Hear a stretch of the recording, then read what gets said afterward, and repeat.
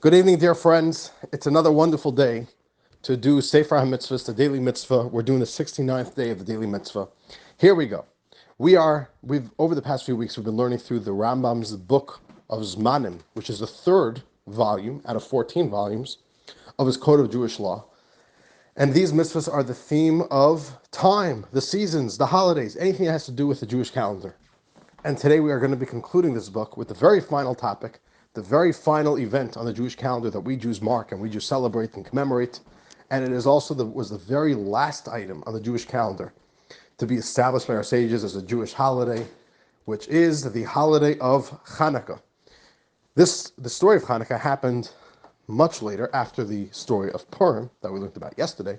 We all know the basic story.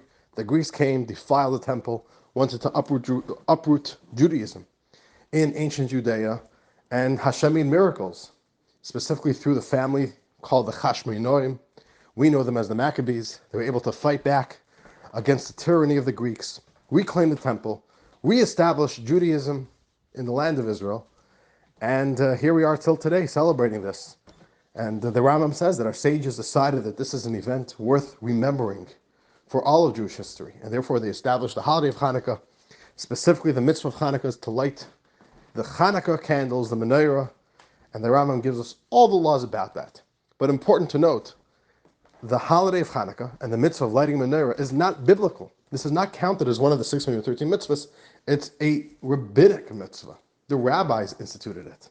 So it still has the force of a mitzvah, but it's not counted as one of the 613 biblical mitzvahs. And with that, dear friends, we conclude the book of Zmanim, the book of times, and we are right now going to begin the fourth book of the Rambam's collection and composition of all the laws and all the traditions of Yiddishkeit. All of Jewish life and practice is included in the Rambam's book of laws. The fourth book is called the book of Noshim, which means woman. All gender-related mitzvahs, all mitzvahs that have to do with the relationship between genders, is going to appear in this book, the book of woman.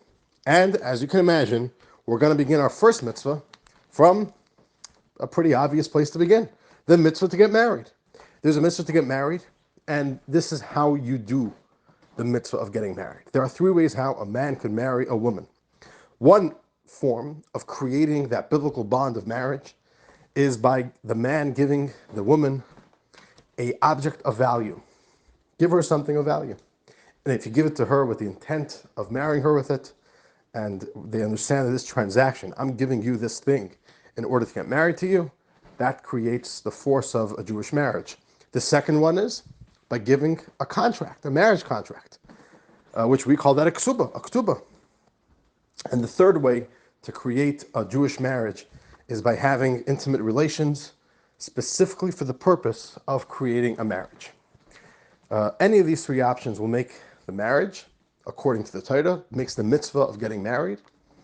The Rambam goes into a little bit of detail over here, which is a little bit technical, so I'm not going to get into it. The biblical source for each of these three methods to create the force of a Jewish marriage. But the Rambam says ultimately, for the marriage to be biblically enforced, so in order for it to really be done according to the Torah, according to there should be a biblical force of a Jewish marriage, there needs to be intimate relations for the purpose of marriage. And dear friends, that is today's Daily Mitzvah, and we will see you all soon for our next installment, God willing. So take care, sei gesund. We'll see you all soon.